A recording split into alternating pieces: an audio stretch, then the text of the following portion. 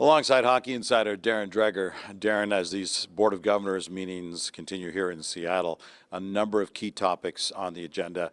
And one that kind of stands out to me is the whole issue of gambling. After what happened with Shane Pinto, him being out for half of the season, there's a lot of general managers around the league and owners who want to know, maybe you can give us a little clarification so we don't have one of our guys go through this? Yeah, and that's what it's all about, is clarity, right? And we know that the National Hockey League Players Association, as part of their fall tour, has made it a priority to educate as many players as they can specifically to what you can and cannot do. Obviously, Shane Pinto got tagged with a pretty significant suspension, so the message sending there is abundantly clear.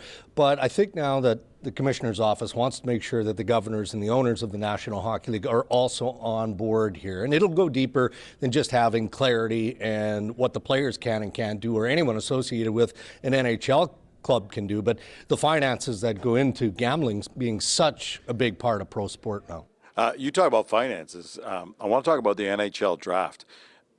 We've, for quite a while now, for weeks, if not months, we've said, looks like it's going to Vegas, looks like it's going to Vegas, and yet it hasn't officially happened yet. What's going on? Yeah, we keep saying it's going to Vegas, you're right, and it is going to Vegas. What we don't know officially, and I don't think that we're going to have full transparency or a final decision this week in Seattle on this matter, what venue is hosting the draft in Vegas. Now, you talk to the marketing That's the key, people. right? The venue. And we're talking about the Sphere. The problem is to lock that structure, venue down, and it's tens of millions of dollars, Gino. And, you know, even for a substantial league like the National Hockey League, that's a factor. I mean, money is everything. So there's still some work that needs to get done there. From a marketing perspective, I know that there are individuals inside the NHL who would love it because it would be such a grand spectacle. It might be a one-off. And to be the first pro sports franchise to go out and there do that? It's a huge boon. It really would be.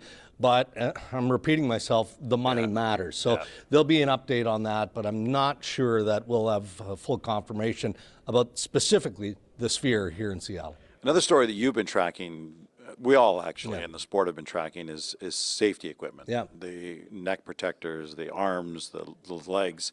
And you had shared that there was some news on the IIHF front on that.